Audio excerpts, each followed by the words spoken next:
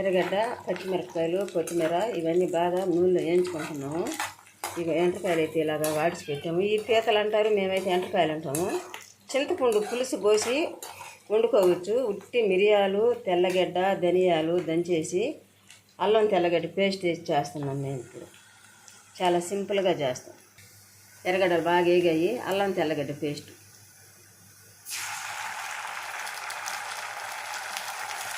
మేము చిన్నప్పుడు ఈ ఎంటకాయల కూరలు వండితే ఎట్లుండేవాళ్ళు అని అంటే అవి కొంచెం ఉప్పు పసిపేసి వాడి చేసుకునేసి వాడిన దాంట్లోనే మా చిన్నప్పుడు చాలా బాగుంటుంది అయితే కూర.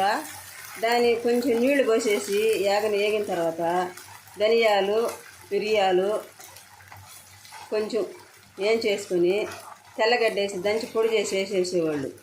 ఆ కూర కొంచెం పలసంగా ఉంటే చిక్కదనంగా రావడానికి బియ్యం అయినా, సద్దలైనా, జొన్నలైనా ఏంచి పొడి చేసి వేసేవాళ్ళు. అది పేలాల పొడి అనేవాళ్ళు. ఆ కూర తింటుంటే ఎంత రుచిగా ఉండేదో. ఇప్పుడు అలాంటి రుచులు కాదు కదా, వేరే.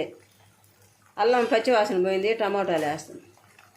ఫస్టే కట్ చేసి పెట్టుకున్న టమోటాలు సన్నగా. టమోటాలు కూడా బాగా వేగిపోయినాయి. కొన్ని గిట్టలు అంటే కాళ్ళు అవి వేసి ఫ్రై చేసేస్తాము. కొన్ని వేసి ఇగురులాగా చేస్తాము. చాలా బాగుంటుంది.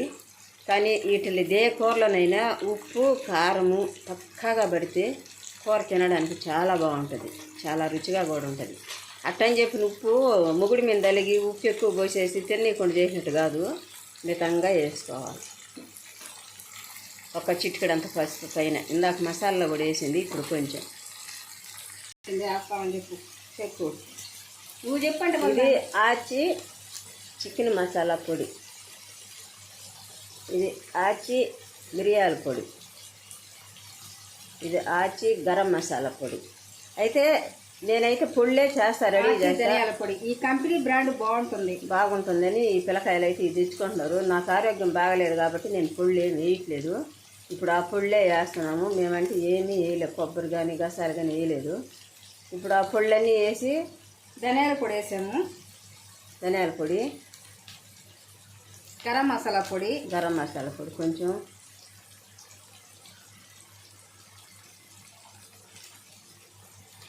మిరియాల పొడి కొంచెం. అయితే పొళ్ళు మనం చేసుకుంటే చాలా బాగుంటాయి. చేస్తాను. కొంచెం ఆరోగ్యపరంగా బాగలేదు. కారం తగినంత, అంటే ఒక స్పూనే వేసింది. మా పాప చేస్తుంది ఈరోజు వంటలు. మా చిన్నతనాలు అయితే ఇలాంటివన్నీ చాలా సింపుల్గా ఉండేటివి. ఇప్పుడు చాలా పెద్ద పెద్ద ప్రాసెస్లు పెట్టి చేస్తున్నారు. అది ఫ్రై.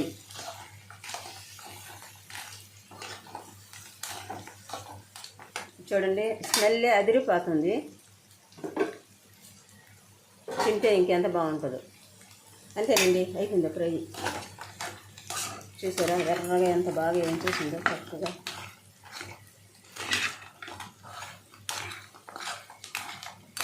చూడండి ఫ్రెండ్స్, మీకు కూడా మా వీడియో నచ్చినట్లయితే మీరు చూడండి, ఇలా చేసుకొని ఒకసారి తిని చూడండి. లైక్ చేయండి, షేర్ చేయండి, సబ్స్క్రైబ్ చేయండి, గంట సింబల్ కొట్టండి.